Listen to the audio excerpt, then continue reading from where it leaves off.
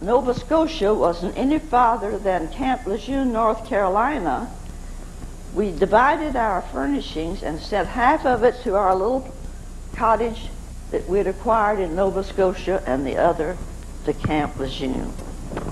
Now, the Camp Lejeune duty was a very good duty. We got housing and the fellowship with the other chaplains. However, my husband's duty was, I want to know what my time is. 5 more minutes. Ooh. His duty was with the Marines during the week out in the boondocks. So, the housekeeping, of course, took care of the services on Sunday, base. But I don't know, we weren't there very long until the chaplain of the base came to my husband and said, there's a little Presbyterian church that is waiting to call a pastor, and they need someone to fill in for them. So, would you be willing to go? Yes. Well, I want to tell you, that was the highlight of our years in the Navy.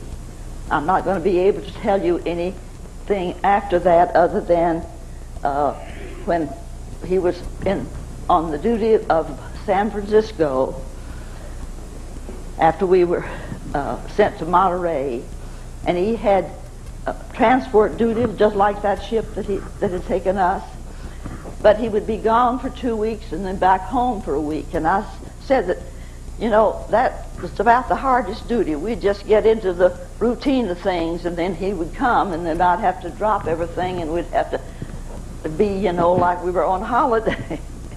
But the worst thing about that duty was that when I had to go meet him in San Francisco from Monterey, there was a 3-lane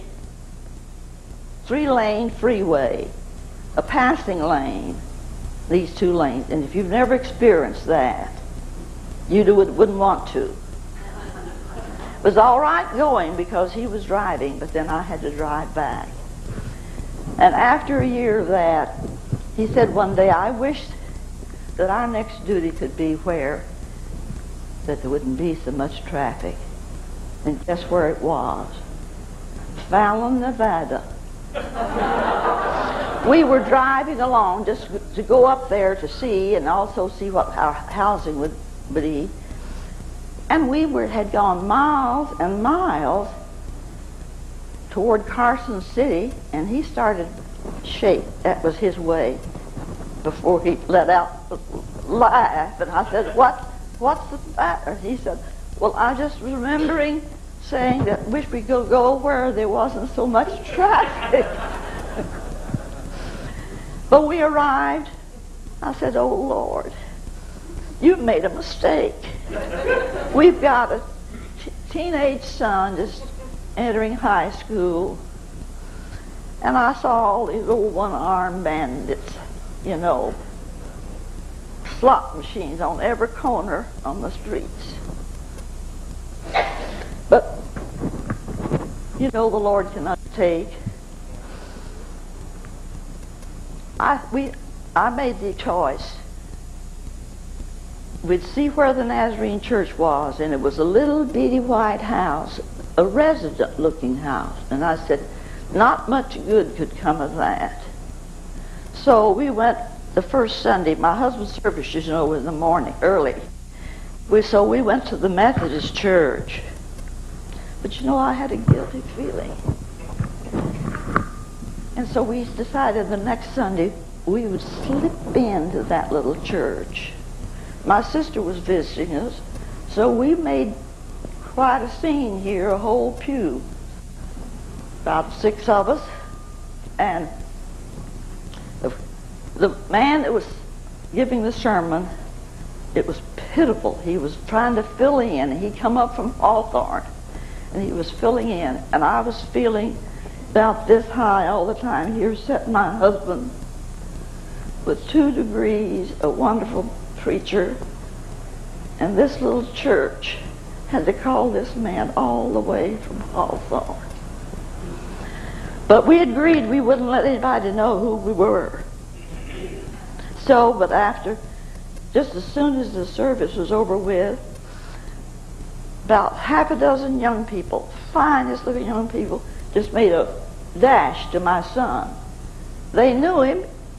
He knew them. They were at the high school where he went. Well, before we left there, of course, they found out why we were in Fallon and who we were. And for a number of Sundays after that, you can guess who was in the pulpit. And my son could have never, the church was so small that they were able to, the young people could take part in so much. And they even had projects. And I remember one that my son headed up. The back of the pulpit was just perfectly white. And you know how, looking at a speaker, how glare that would be. And we got the idea that a nice, dark, maroon velvet hanging would look good there. And those young people got to work, and they got the material, and I put it together, and they hung that up there, put the cross in front, and of course it was a young people's project. When my son went, of course, away to college from this place, and 3 of those young men that he was involved in were also going to Pasadena with him. But the one thing that I wanted to close with, if I may, when we went to that base and I learned that it was another air station with the gunnery, air-to-air gunnery practice, I said, oh no, not again. And my husband said, now listen, honey, the people out here are from Oakland, and the families are at Oakland. If anything happens, it's the Oakland chaplain that takes care of the messages that has to be taken to a family.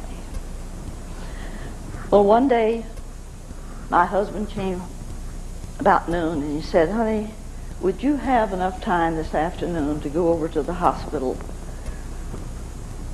A fellow crashed at the end of the runway early this morning, and he's in very bad shape.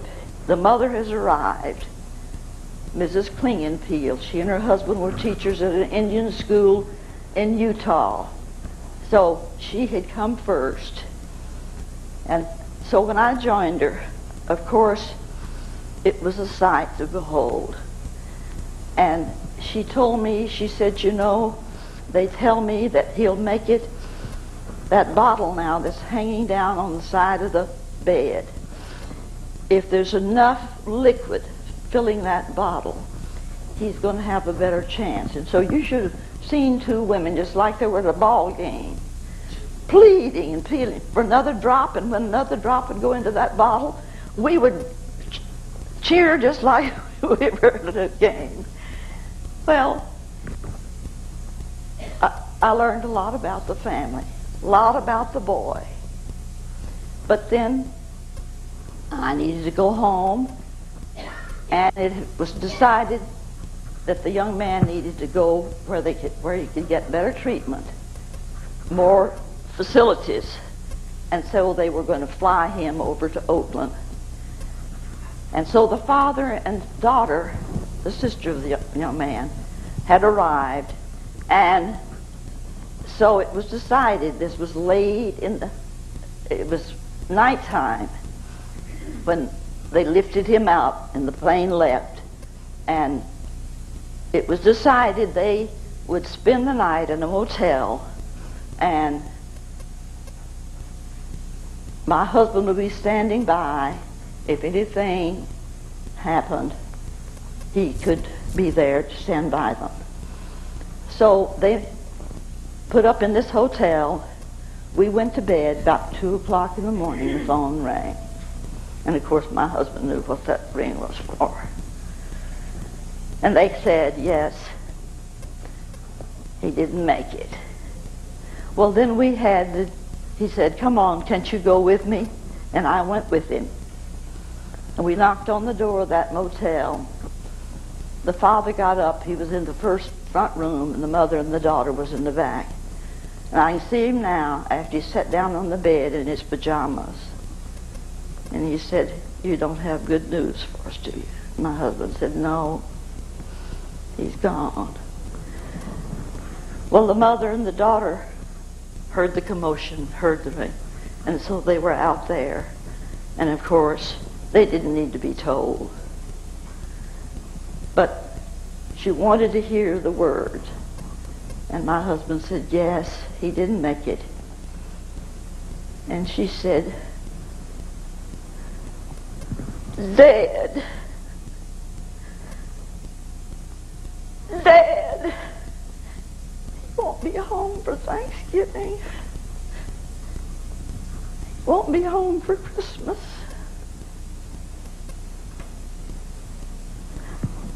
You know, it was the longest time before I could ever get that sound and that reaction out of my head of her crying. Dead. Dead.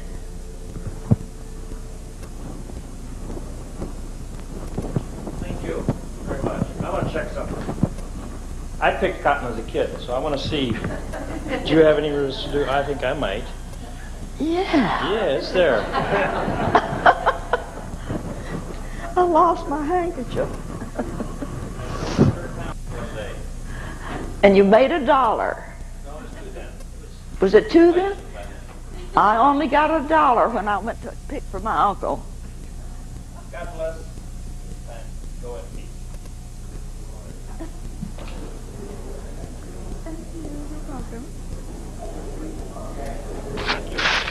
Yes.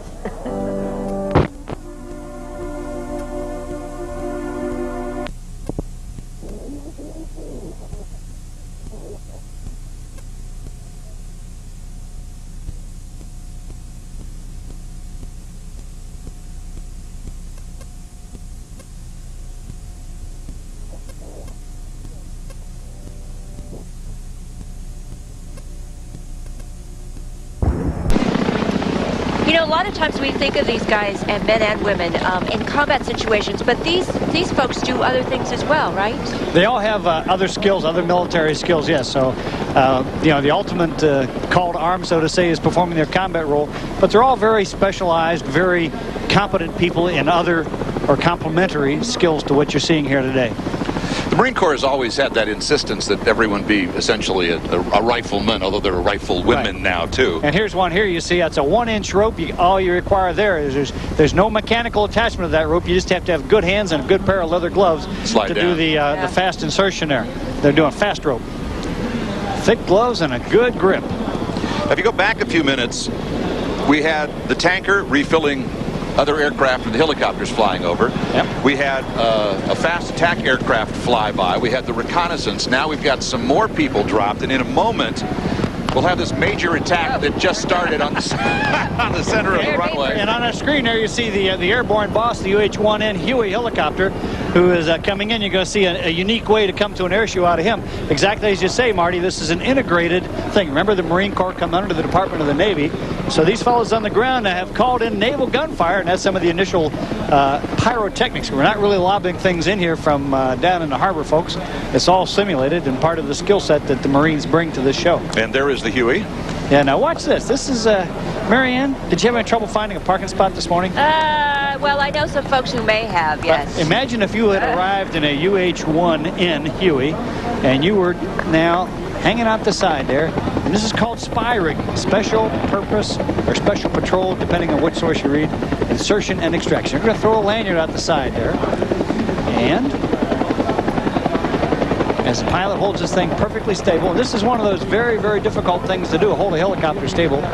Most of us fixed-wing pilots don't think helicopter pilots are normal people anyhow, but they are very skilled in what they do. They have the same attitude towards us fixed-wing guys. Now watch him. See how steady he's holding that thing? And he doesn't have any autopilot or anything holding that aircraft steady. And the reason he has to hold it steady is he's got some fellows who are going to come down that rope there. There we come, getting ready to go.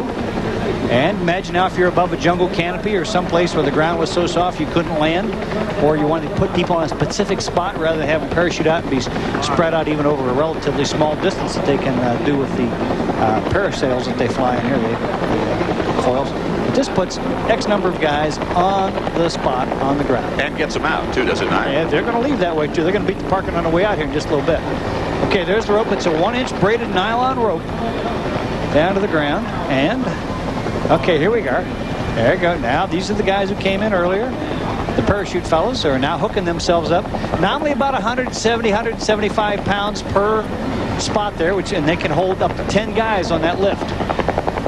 Okay, so again, the pilot really has to hold the aircraft steady while these fellows hook up and lift out. And you do have to trust the pilots. I know it. I'm just looking at that right now, thinking, boy. It's a 120-foot rope with 10 attachment points. Gee, we hope he did well in school. And this, Is that folks, my way home? It's a sad joke, but this gives a whole new meaning to being a flying leatherneck. Look at them. They're having a blast. There they go. Boy, and you know what? Have any of them ever had a fear of heights and done this too? If they do, they get over it. I mean, I guess so. Okay, the UH-1 will take out our force recon guys here now. And now we're about ready to really get noisy, really get ourselves some things going on here. We're going to see the naval gunfire. We're going to see the fast movers, the F-18s that General Bowden flies. We'll be coming back in to finish off the assault. The fellows on the ground having now identified some targets, relayed the communications. And that's one of the things, again, we were talking about General Bowden. Marine aviation exists for one reason, to help the guy on the ground. So much so that aviators in marine aviation all wear camouflage suits, just like the BDUs that the guys on the ground wear. That's a link of fraternity with those guys. Now, these guys have to get in and out, as you said, very quickly, but the whole MAGTF force is designed to work that way as well, right? That they all of them in its entirety, all of the branches of, to be able to. Right, and one of the things you're doing here today is this isn't just show and tell. You know, there's a lot of lessons being learned here, a lot of training that's going on by doing this for the next couple of days. Did it yesterday for the special show, did it today. And Marty made a great point, ladies and gentlemen. When you come out tomorrow, we can show you an awful lot in this little television box, and it's wonderful what the KNSD, NBC 739 can bring you help. But when you come out tomorrow, you really get a feel for what Bill's doing out on the ramp, and you can actually feel the air show. That's always the amazing thing about the aircraft, no matter how many times I see them. And the Blue Angels, this is the 7th air show we've done together.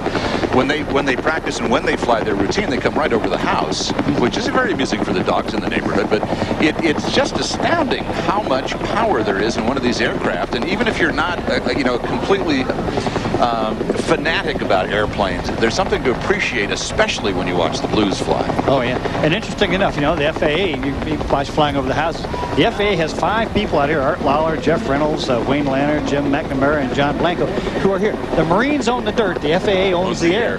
And they're here to ensure safety. In fact, we'll see a slight change in the Blue Angel show this year because the FAA directed they were doing a maneuver towards the crowd. The FAA says how fast you can fly, how close to the crowd you can fly, who can fly over the crowds and things like that, doing what maneuvers. So everything is done with safety in mind. It's all well rehearsed. Yeah, aren't they out here? Sorry, Marty. Aren't they out here? The FAA is right out here at Show Center, monitoring everything. And doing it. They're not there as the bad guys. They are there to monitor and to ensure everything is done safely. Especially some of the foreign air shows have had accidents where aircraft or wreckage or debris of some sort has ended up in the crowd, and as spectacular as everything here looks, as close as they appear to be flying together, all of this because of the FAA presence is also designed for safety, so the maneuvers are made away from the crowd to minimize that risk. There we go. Okay, here come the fast movers now. There we go. F-18 Hornet. This is the stable air-to-ground machine from the United States Navy and Marine Corps.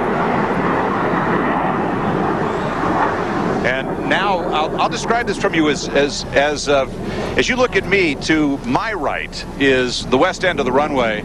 To our left is east out towards Tierra Santa, and now coming down the runway from our right to left, in addition to the jet that you can see there, is the armor that has been landed by the Marine Corps. We have, I can't... There goes the fire. Again, simulated, folks. We're not really dropping things off these airplanes, but you can feel that heat. Yes, you can. And especially their wall of fire that they'll do tonight.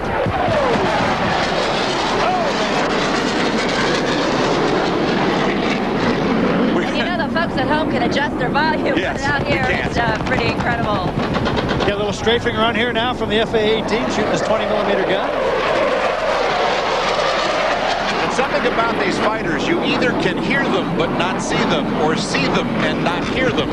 When you've got both, it's too late. They're right on top of you. That's all one of the elements of stealth. Yeah, and it's wonderful for the crowd. A little jink out maneuver there so a gunner can't track him on the way out. And I tell you, having flown in many air shows and fighter airplanes, you really get a rush. It's fun to show the great American public and all independents what we do and how good we are at what we do. The Marines, as you can see now, bringing in via helicopter some artillery, which will be placed. And then I mentioned the tanks before. You'll see the tanks and the armored personnel carriers who move from from west to east down the runway here, all meeting in a concentrated effort, all coordinated as it would be if this was all being done for real. Ed, do you have any idea how much these helicopters can carry? I mean, that's a cannon, right? That's an M1, what was it, 197 or 198 howitzer cannon. Let me get a better look at it here, see what we're doing. Isn't that it? Yeah, he's too far away from my eyeballs to see.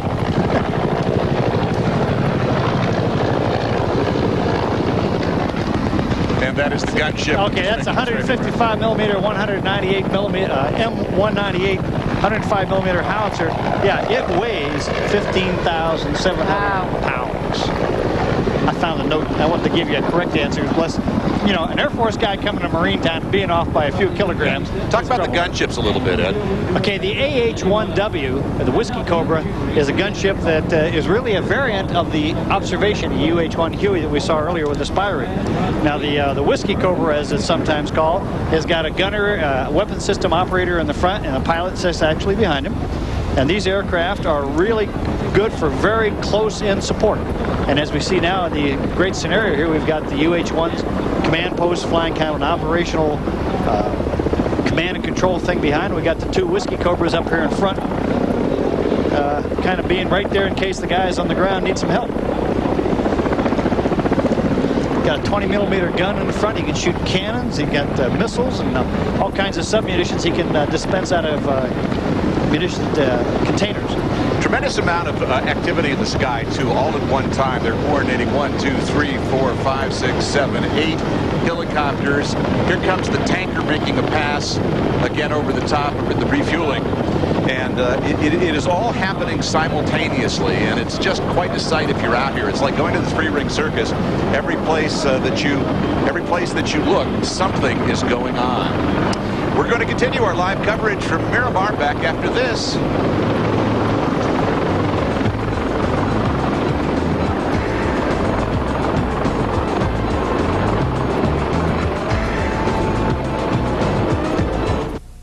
The 1999 Miramar Air Show is sponsored in part by Mossy Nissan and by Little Caesars Pizza on NBC7. 39. The hottest Nissans ever have arrived at Mossy, a new line of cars and trucks designed for San Diego. Your ride is ready right now.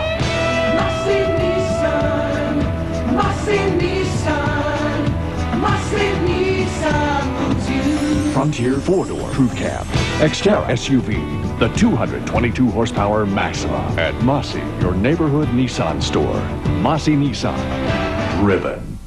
We're back with WCW. Goldberg's in trouble. Ming to the front. Back he goes to the turnbuckle. Into the gut. But Goldberg rebounds with a headbutt.